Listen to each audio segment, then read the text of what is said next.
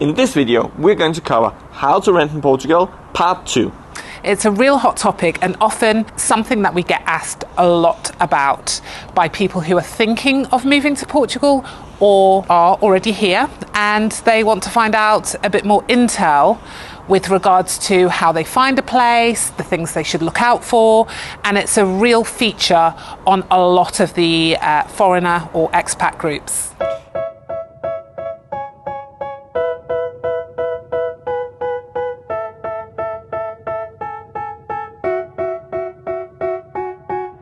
They tell me that I'm never gonna make it. They want me to do something that could make sense. They hate when I keep dreaming. And the far majority of the messages we get from you guys, and the comments as well, is to follow up on this topic. It's getting more and more questions, and you may wonder why we're still covering this, but that when people first move here, and if they want to continue to rent, then they will have more experiences of different renting challenges, and we're trying to go through them all of those we have experienced to help you. And for those who haven't seen our YouTube short, we have been busy. Very busy. Yeah, very busy. We have been creating additional taxpayers in Portugal. Yes, Future taxpayers. We do. So now we have 3 wonderful children we've added to our family, and it's been a real exciting experience for us and for the kids. So we've just been living in the moment, being present and enjoying it. And now we're back to give you more information, and there'll be a separate video on how all that went about being, having a having a baby in Portugal and being pregnant here and how all that went. But for today, let's focus on renting. Number 1. So the renting prices have been through the roof in the time we have been here. Yeah. And there is good news to be had. Finally, we're seeing the edge of the bubble starting to happen. We're starting to see prices going from like 3,500 a month down to like 2,300, starting to be more realistic, starting to get more or less back to how it was when we arrived here a few years ago. So the renting prices are definitely developing in a positive direction, and this all happens because the property market has slowed down, and it's probably a bit of the recession and the global financial crisis we've been facing, and that's now reaching the property market in Portugal. Absolutely.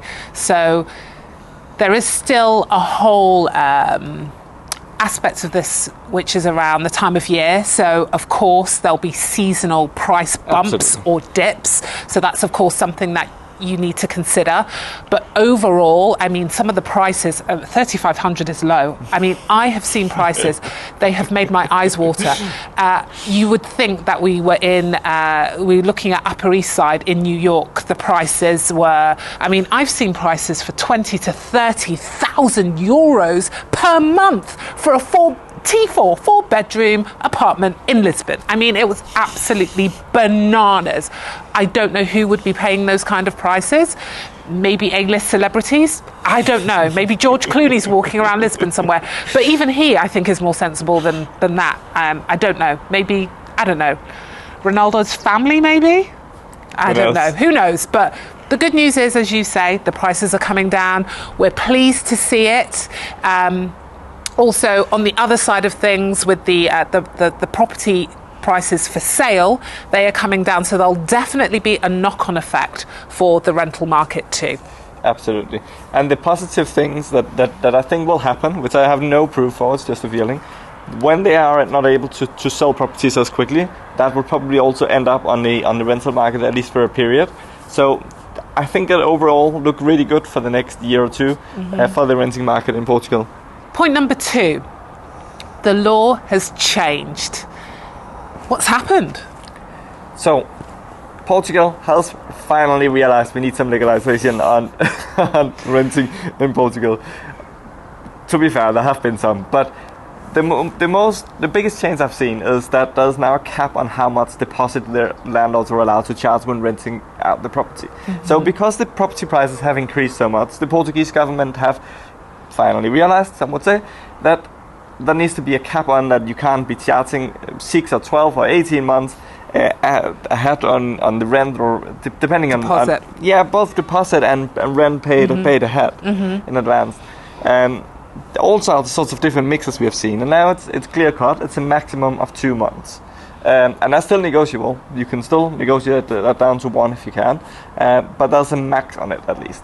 So this will be very good for people that are considering moving here, and the reason why they've done so is because the renting prices are increasing so much that the local market can't afford to pay all that money up front to compete with the expats. So it's sort of to protect the Portuguese people, which we think is a great thing, that they're starting to bear that in mind rather than just opening the door full of expats. So I think it's a positive direction for both the local people and for anyone arriving here. In saying that, there are landlords who may be unaware of the new law, or maybe potentially could choose to pretend to be unaware of it, let's say. So you will find instances where landlords will say, you know, we do want 6 months, we do want 12 months. I have seen it in the group, even more recently, within the last few days. And some people are prepared to pay it because they may not have a guarantor, for example, which is something that we talked about in our first renting video, and what you do if you don't have a guarantor. And I mean, this is about just building a sense of trust and confidence in your future landlord. You know, have those conversations. It's obviously easier if they are based in Portugal, and you can sit down and have a coffee with them and prove to them that you're not an alien, you don't have 3 heads, or you're not intending to rip them off.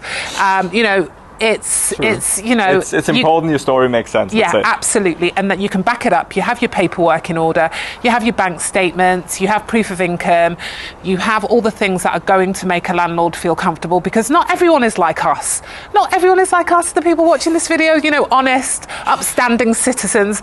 There are people out there who are very dishonest, and we've heard horror stories of people coming here, ripping off landlords, and it's horrible. And we understand that they want to protect themselves, but it's a two-way street. We need to protect ourselves too. Yeah, and if we should just go back to the history books, so like previous we came here, there was something going on in the renting market back then, that people were renting a place for 2 months on a 12-month contract or 24-month contract, and then just leaving the country. Absconding. So they got the property for a cheap monthly rent, and then the landlord was just there with like, what have happened? Why am I not getting my rent payments? Where's my keys? Why is there no one living here? And just all wonder what have happened. So that there's some legacy issues there, we could say. Absolutely, So that they are fighting, so they can be maybe a bit uncomfortable with that. So it just needs to make sense of why do you want to live in Portugal? What kind of a personal investment do you make into getting to know the country and just feeling comfortable with your journey to here? Yeah, and if you have other ways that you can prove your commitment to Portugal, for example, if you have kids in school, you know, and you can show that, you know, look, my kids are in a local school in the area, that's something else you could say. Or, you know, I've got a job in the local area. You know, there are many things that can really boost your chances to, you know, to negotiate a better deposit with your landlord. Which brings me on nicely to number 3, which is about wear and tear and what is reasonable. Yeah. So we have seen from what we've spoken to people, what we have seen in Facebook groups and stuff like that, there is a very different perception on what fair wear and tear is. And understanding what the Portuguese rental law of that is rather complex. And usually that involves that you need to have a lawyer, your landlord needs a lawyer, they need to speak together, and quickly they have spent whatever is your deposit anyway. So it's just a useless fight. So we have a practical trick that we are going to use going forward if we're going to continue to rent, and that we will recommend that you are also using. So what is the practical? Are you a magician? Absolutely. Like, what is the practical trick? No, the most practical trick is simply that you have the conversation with the landlord. So just to explain first, a lot of these properties going on the market is not even owned by Portuguese people. They might be owned by friends or Americans or English or whoever nationality who own properties in Portugal, and they might not be using it, so they put it on the renting market, and that's why you can rent it.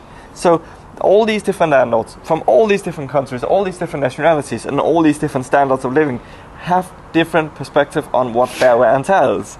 Just to bear that in mind. Yes, and I mean, you know, to your point about just having the conversation, I mean, you'll have a contract and there will be a clause in your contract about this, but it's highly subjective. It can be very ambiguous. It can be a standard form of contract. Yeah. And the owner, landlord, may have not even thought about what it actually means, but what we are seeing is a high level of unreasonableness by owners and landlords who think that the property should be returned in an even better condition than what you have rented it out as. So, it's really important that, number one, you have the conversation about what constitutes fair wear and tear. But number two, what we've mentioned on our earlier renting video is that you make a really good self-inventory of the property when you move in. Really good photographic evidence, really good video, and really good written documents over the condition of the property. Document everything. Go from room to room. Look in the wardrobes, the cupboards, the drawers.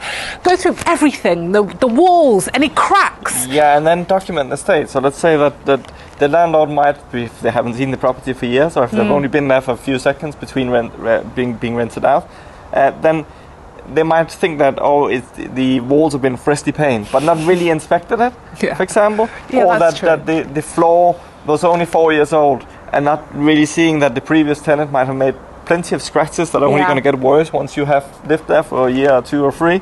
So just know the state of the conditions of the different parts of the property, especially those that jumps in your eyes, just to guard yourself from that future debate or fight with a potential landlord there. Absolutely. And, send the documentary evidence, everything you've got, everything you've found, even the condition of the furniture if you're getting a furnished place. If you're not getting a furnished place, then, then just everything that I mentioned before, open everything out. Are the windows open and closed properly?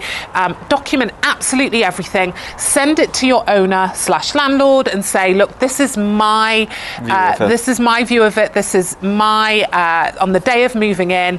This is the condition of the property, and then there can be no room for dispute at the end of it. And especially if you're renting something furnished, then have if, for example, if it's a 10-year-old sofa, have the conversation with them if they're expecting that sofa to be 30 years old, or if it's reasonable that it needs to be changed after you've rented it. Just so you might be putting up with things that you say, okay, it's a fair deal or whatever. But just have the conversation ahead before you get too excited and pay the money. Because as soon as you pay the money, you've accepted their conditions of whatever the contract says and whatever the rental law says. And then it's between your lawyer and the landlord's lawyer to fight fight for those 1 or 2 or 3 months deposit that you've paid ahead. Yes, there is. We'll remind you, like we said on the first video, there is no deposit protection scheme here. Absolutely. There is no central way of protecting your funds. Once you have paid to a bank account, then your money, there's no safeguarding. No, there's no safeguarding at all. Just handing over the money to the landlord and hoping for their goodwill of managing your money, basically. Yeah, absolutely. So make sure that you do protect yourself, and it's also in the interest of the landlord also protecting their self as well. But just make sure that you have thought about things. You've had that conversation.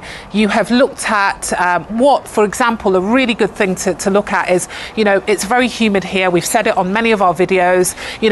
Is what's the expectation of the property when it's humid? How much effort has the landlord already made to reduce it? And will it be your responsibility to repaint if the walls get damp, for example, or if the walls get damaged or the windows get damaged from humidity? How much realistically can you actually do? And what is the landlord's expectation in regards to that? That takes us perfectly to point number 4. Yeah, it does. Mold, damp, other good nutrients. Jokes aside. You stop laughing. Yeah. So, Portugal is a very humid country, and the building quality is a bit variable. Yeah, as we've talked about in our previous video. So we're not going to go over that again. But you need to think about some basics. So, for example, when you're renting something, go and check the bathrooms. Go and check the ventilation actually works. Yes. Just like here a small, at the back just to that. It might actually be there, but it might not work. Yeah. So that might be the first thing you should have fixed with your landlord before even moving in, because damp issues occur really quickly in the Portuguese properties. So you need to really think that through. Then the other things that should be mandatory in properties in Portugal is a dehumidifier. Oh yes, and not just any dehumidifier, not these little piddly things that you can order from Amazon. An over-dimensioned dehumidifier. Industrial sized. Preferably something that's bigger than your fridge. Yeah. Go big or go home. Literally, you must. No, but to all honesty, because you don't know the history of the property, there might already be some mold issues, and you cannot remove a mold just by painting it. It doesn't remove it. So it's a maintenance issue. We want to remove as much of the humidity from the property every time you have showers, every time you have warming up a cold house, every time you use cook, the kitchen. Yeah. All that creates humidity. Even your breathing creates humidity, if we should go extreme. Not that much, but still. The process of you heating up the property will create humidity. And you need to have something that pulls the water out of the air, which is what a dehumidifier essentially does. Mm-hmm. And we have met some lovely landlords or owners of properties, because we stayed in also quite a few Airbnbs here as we've been travelling through Portugal. And one recent landlord we've met, he's so passionate. It's his passion project to make sure that there is no humidity in his property, and you can see it. It's the walls are fresh, everything just looks so much newer and brighter because the place is not completely damaged with humidity. But sadly, we've also seen the other side of that, where we've had our things absolutely ruined and covered. Picking up a suitcase, for example, having our clothes, having our baby things, covered. Even just like we stayed in what looked like a very nice Airbnb. We put the heating on here in the winter. We have kept it warm, and we've stayed there for like 5 or 7 days, and we have items that are damaged beyond repair. Yeah, it's so sad, and that's even where the property had proper heating, proper heating and cooling system. So it's such a shame that things can get damaged beyond repair. And so it's we can't stress it enough that it's something that if you don't already obviously in an Airbnb, you're not going to be carrying around a fridge-sized dehumidifier, but just something to bear in mind if you're thinking about long-term rent, at least. And then on to point number 5, which is probably the one that bothers me the most personally. Okay. Which is in many properties in Portugal, there is not much electricity, and especially because many properties here are not. They're old. Yeah, they're old, and they might not have had a plan in the beginning to heat them up. Yeah. They might just have had a plan to use the natural heat of the sun. So once we come in and we crank up our heaters, then we blow the fuses quite easily.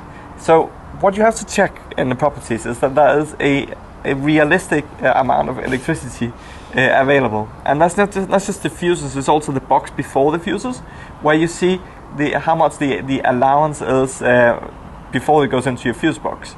So, for example, in some of the Airbnbs we've stayed, you haven't been able to have the oven on while having the heating on, for example. Mm-hmm. Then the fuse will blow, or the oven and the washing machine, then the fuse will blow. So it's just having a realistic overlook over how much electricity that you are planning to use, and then making sure the property has it. And if it doesn't, then have the conversation with your landlord about having it upgraded, because in many cases, in newer installations, it is actually set to under capacity and can just be upgraded. Is that quite a significant cost, or? No, I actually don't think so. I think it's a relatively reasonable cost, as long as the fuse box is over-dimensioned, which is most places. So it's just the electricity into the fuse box that would be upgraded. So it's just a limit. I'm just thinking that perhaps landlords might not have the funds to be able to upgrade it. I think it's simply a fee to the electricity provider, like Galp or EDP, where you just pay them an extra fee of having the electricity available to you in the property. So you're just having more assigned to you. But how would I check that? Because if I wasn't married to you, I probably wouldn't check that up front. Well, then you would, find someone like you. Yeah, exactly. Find a carbon copy of the environment. So how for the regular person who might not know, how would you know how much electricity you would need in a property? Okay, so it depends obviously on your family size, etc. Exactly. Because sometimes one thing you didn't say is about cooking. So sometimes you can't have 2 hobs on and the oven on at the same time. So if you're someone like us who enjoy cooking, that's quite a challenge. A challenge, yeah. So there's different ways of looking at it. If you go out to not the fuse box, but the box before, there's a number there. If the number is 15, then it means 15 ampere.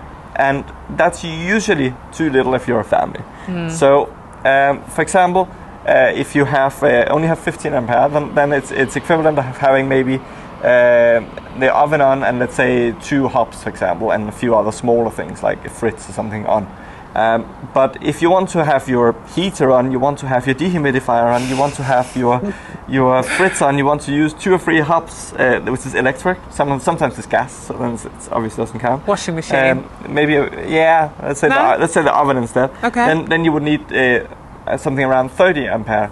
So then you need to look at it's 30. If you have, let's say, a bigger heating system, it's a bigger property, then you might want to go into around 45 ampere. So it's literally just looking at is it 15, 30 or 45.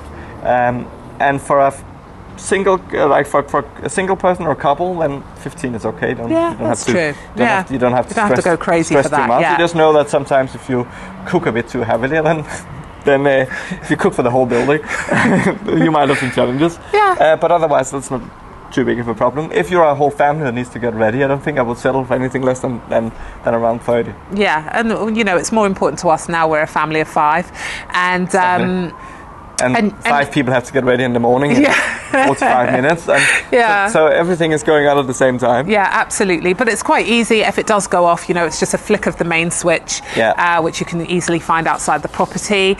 But, good thing to have, just in your toolkit, a couple of torches, some candles maybe, just something just in case. Because the other thing is there are sometimes unscheduled power cuts, which we have experienced, which, sometimes it can be a little bit frustrating because we haven't known about it, and we've obviously got a fridge, freezer full of items normally. So,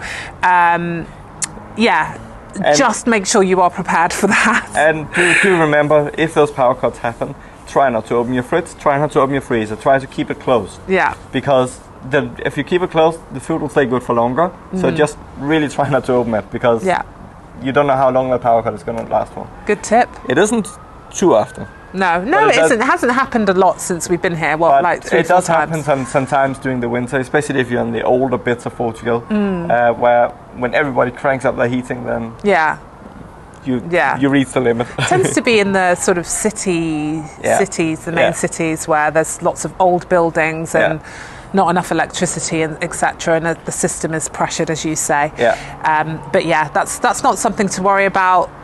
But do have your torches and things just in case. We are a just in case type couple, That brings us perfect down to number 6. What's number 6? Earthquakes. We're in Portugal. Oh, yeah. So the one thing that I think is not spoken about at all, the biggest known secret in Portugal is earthquakes. So Portugal is not known for great building quality, and it concerns me because Portugal is also an earthquake zone.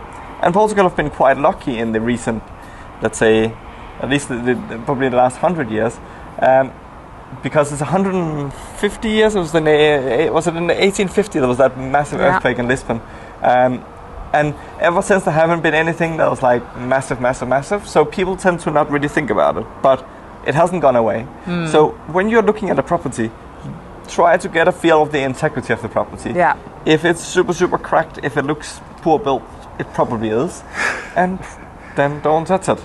And try to ask good questions about if what have been done to safeguard the integrity of the building in case of an earthquake, and also educate yourself depending on what bit of Portugal you're looking at. How likely it is to have an earthquake. There is a part of Portugal we're staying in the other day in an Airbnb where we did feel an earthquake of I think 3.3 or 3.4, something like that. Nothing major, but you can see the. We felt it. You can see the glass shaking. Yeah, we felt it enough to find each other and make sure we were okay and everyone's okay, the kids are okay, you know, and because we're not used to it, of course, it's, you know, just something we're very mindful of, let's say. Yeah. So basically, you just have to like be realistic, think it through, educate yourself on earthquake, and educate yourself on how many earthquakes is there in that area that you are considering. Obviously, Portugal is a long country. The risk zones will vary, but they can come and shock you. Yes.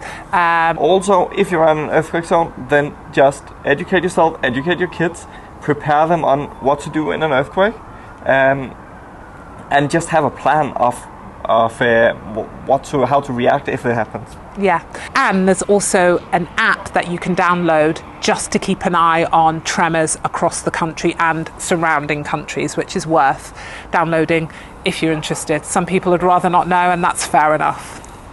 And before I get 100 direct messages and 100 comments saying I'm bashing Portuguese property quality, then please bear in mind that the reason why I'm also saying that is because Portugal is one of those countries in Europe with most old houses, because it wasn't as affected on the Second World War in the mid-1900s. So there is a lot of old houses, and a lot of old houses that's been renovated that even look new from inside. So just bear that in mind, that the foundation of how it's built is with 50, 100 or 150 years old knowledge. And you just need to bear that in mind and be realistic about it, because exactly the real estate agent that might show you around might not know that much about it. Yeah. So you need to educate yourself about it and think for yourself and think the different risks through. Yeah, that's actually a really good point about the knowledge of the structures in buildings. Just because there are circumstances when we've been looking at properties here and the history has not been known because it's exchanged hands several generations over, and because of that it might have started off as one building and then been added to, and then a piece removed, and then so the building history might not be so clear. But we can see that there's been challenges with the integrity of the property, for example, and so that's why some people choose when they're buying properties to use structural engineers and check the buildings. And all of that can be hard when you're just renting. Yes, exactly. We have been looking at properties that were for sale, where I think they said that the property was from 1992, so just around 30 years old. And by asking the right questions and by looking some more and getting them to look at more documents and more documents and more documents and more documents, we realized that the property was not 30 years old, but 130 years old, roughly. Bit of a difference. And part of the house was newer, but the main foundation of the house that was also carrying the new first floor was very, very old, which was creating some of the issues that we could spot and we couldn't really figure out at first. Some of the cracks and things, And then onto the most important, according to you.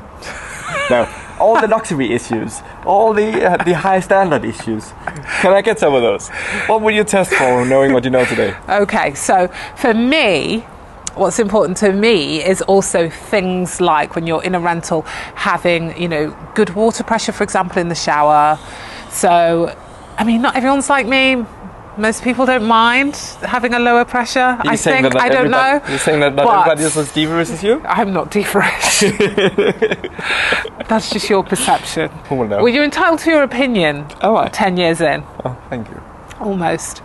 So, as I was saying, you know, if you want, of course, you could test things like the water pressure, make sure, as you've said, the ventilation is good in the kitchen, in the bathroom areas, you know, make sure that the toilet flushes, the taps are all working, things like that are all quite important, that all the windows open and close, you know, that the locking mechanisms on the door is working, all the lighting is working, you know, really go through with a forensic eye, especially the things that you know are important to you. Do all the kitchen equipment work? How does the fridge sound? Does it sound sort of healthy and all of that stuff? And if you do like long showers, or if you are a family where you need to have many showers in a short amount of time, then you also need to check how you get hot water. In some of the Yes. Portuguese properties, it's just an electric water heater, which means that it's a tank, so which is equal 1 or 2 showers, depending on the size of the tank. And then it might take a whole hour or 2 hours to heat up because of not much electricity in the property. And we've seen loads of those scenarios. So then 2 people can have a shower and the remaining 2 can't. So you just need to bear that in mind, that it's either gas or that it's a large size electric water heater. So you know that's not going to be a problem for you. Absolutely. And some of the gas, we'll say they are the big gas. You need to the gas canisters. Yeah, you need to in check some places. Yeah, you need to check if it's a mobile gas, as they call it here. Yeah. You need to go and get the bottles. Yeah. Or if it's what they here called city gas, like you're connected to the mains to central gas via pipe. Yeah. As we're talking about renting, it would be remiss of us not to mention the amount of scamming, sadly, that's going on, of unscrupulous people taking advantage of the number of foreigners coming into Portugal. And what you have to remember here is it's not a super regulated area. It is a requirement for many visas that you need a property. So there's many people sitting with large sums of money that are willing to pay 5, 10, 15, 20, 30,000 just to get an apartment that they haven't seen. And you cannot put that much money down and just blindly trust. You need to get on a plane, go and see the property, go and make the agreement in person, and sort it out that way, because it's too much trust. And the big warning that you need to bear in mind is that because houses are not selling, and because all the real estate agents and all of the people within the property industry is commission paid, there will probably be a lot more scam like there was in like 2007 and 8 as well. To find out if you're actually talking to a legal real estate agent, they do have a register here, so they have what is called an AMI number. So you can ask any real estate agent for their AMI number. An AMI number is an identification number for the real estate business that they're working for, that they are approved. And there's a search engine where you can go in and check if it's valid. So that's your first process before you throw yourself into something where you're trusting a real estate agent a lot. Then make sure that they're actually registered and they're not just someone who are helping you find a property and not really representing a brand. One thing I will say as well is that if a real estate agent is requesting that you pay them up front before you do the viewing, proceed with caution, because it's not normal to do that. I mean, in some circumstances, depending on what their package is, what their proposal is, maybe then it's part of a part of an overall package that they're offering, but it's not a usual thing to pay to go for viewings. Yeah, so what you're talking about is you can of course hire a relocation agent and pay them, but then they're a relocation agent. Yeah. They're not a real estate agent. Yeah. So they're not under the real estate agent regulations with the AMI number and all of that. They're just a person that you're paying, just a contractor that you're paying, and you need to treat them accordingly. So don't pay them the deposit, don't pay them the rent in advance and all of that. You do that directly with the property owner. So just have those matters of fact in order before you proceed. And if you smell a rat, 9 times out of 10, it is a rat. It is a rat. And if you feel that there's a red flag, some of this is about instinct, and but then some of this is about if you're new to the country, you won't necessarily know the lay of the land. So it's really important. Anything to do with you parting with your hard-earned cash, think twice. If you are unsure, do not do it. If anything is abnormal, so anything you wouldn't do in your own country, do not come here and do it. Seek advice if you need to. Get a lawyer. Do whatever you need to do to safeguard yourself, safeguard your hard-earned cash. Do not part with it unless you are 1,000% sure that it's a genuine transaction and that you're going to get a property out of the end of it, because we have heard really nasty stories of people parting with their cash, and then the person they've given the cash to has absconded, they've not heard from them again, they've got no property, and they're left sort of hurt and broke and without trust, and it's a horrible position to be in. And which leads me to that, don't do anything out of desperation. Loads of people come here without a clear plan, and without and act in desperation. So have plan A, B and C and D. Absolutely. have contingency plans. If this doesn't work out, have a plan of where you can go then. Have checked out maybe cheaper areas where you can stay for longer on Airbnbs until you find something. Like, have contingency plans. Because relocating to a new country, especially one where you possibly doesn't speak the language, it just gives effort. Yeah, absolutely. And it can be stressful in itself. The event of relocating is stressful in itself. It doesn't matter what country it is. Moving to a new country where you most likely don't speak the language, it is going to just take some effort to get through. Absolutely. And you need to be realistic about that up front. And even if you do speak the language, sometimes you can still get some challenges. Yeah, some challenges. But the thing is also ask for help, seek help, join the groups, get advice before parting with your cash. Write a message to a foreigner group on Facebook, and ask, is this normal? I have been asked to pay cash up front. Is this normal? 9 times out of 10 you'll get real estate agents, Portuguese people coming back to you saying it's absolutely not. Do not touch it with a barge pole, because you have to bear in mind that there are lots of non-Portuguese people who come here with not always the best intentions. And so please beware, be vigilant, look out, do not part with your cash, and be careful. And basically anywhere where lots of expats move to, there will always be opportunists. It's not to say a bad word about Portugal. It's not to say a bad word about any of this situation. It's just there will always be opportunists. Absolutely. And there will be even more when there is a known language barrier. So there's many good excuses of why you should trust them. Or why something is so much more expensive and you have to pay the premium. So just be realistic and expect to be treated well. And demand to be treated well. Yeah, that's right. So if you have any comments, please join the conversation. What's your experiences? Tell us down in the comments. Let us know. And I hope this has been helpful. If there's anything we've missed, let us know. But thank you for watching, and we'll see you in the next one. Bye.